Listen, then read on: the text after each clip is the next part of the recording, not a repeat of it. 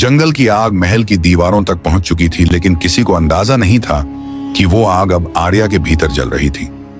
कई महीनों बाद महल में एक नई दासी आई। नाम था नित्या। सांवला चेहरा, आंखों में झुकी हुई शर्म और चाल में धीमी लय।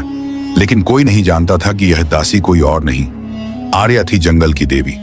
उसने अपनी आवाज तक बदल ली थी, बालों को बिखरा दिया और शरीर पर झूठे घावों का रंग चढ़ा रखा था। कावेरी और रंजना, उसकी वही बड़ी बहनें, उसे पहचान न सकी। वे उसे उसी तरह सताने लगी जैसे कभी आर्या को सताया था। और इस बार आर्या रोई नहीं, जुल्म को याद रखा। अपने बदले की किताब के अगले पन्ने के लिए आर्या ने धीरे धीरे बहनों के सारे गुप्त रिश्तों, महल के भ्रष्टाचार और राजा के अनैतिक समझौते जानने शुरू किए। रंजना चोरी छिपे महल के खजाने से सोना निकालती थी। कावेरी हर रात एक विदेशी सैनिक से मिलती थी। आर्या ने यह सब महल के मंत्रियों तक पहुंचा दिया, लेकिन बिना नाम के। महल में हलचल मच गई। किसी अंदरूनी ने मुखबिरी की है। एक रात राजा के भोजन में हल्का सा विष मिला।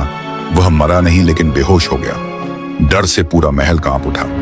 बहनों को शक हुआ कि नई दासी नित्या जिम्मेदार हो सकती है, लेकिन कोई सबूत नहीं था। आर्या ने वहीं से डर की राजनीति शुरू कर दी। धीरे धीरे महल की दासियां उसकी तरफ झुकने लगी। वे उसकी आंखों में विश्वास और शक्ति देखने लगी थी। उधर राजकुमार अर्णव, जो अब विवाहित था, हर रात अकेला बैठकर अपनी मजबूरी को कोसता। उसकी पत्नी एक निर्दयी और घमंडी रानी थी। उसे आर्या की याद आती, पर वह सोचता कि आर्या अब तक मर चुकी होगी। पर उसकी रातें कांपती थीं। हर बार उसे एक ही सपना आता, आर्या फिर से लौटेगी और सबको जला देगी। महल में एक बड़ा उत्सव रखा गया, राजा के स्वास्थ्य लाभ का जश्न। उसी रात आर्या ने सजी हुई ड्रेस पहनी, चेहरा धोया, बाल खोले और सबके सामने आ खड़ी हुई। हर कोई सन्न रह गया। कावेरी और रंजना की चीख गूंज उठी, ये तो आर्या है, ये मर गई थी।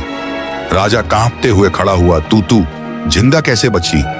आर्या ने जवाब दिया, मैं मरी थी तुम्हारे लालच से, बहनों की जलन से, तुम्हारे महल की दीवारों से, लेकिन जंगल ने मुझे फिर से जन्म दिया है। उसने अपनी बहनों के सारे गुनाह सबके सामने उजागर किए।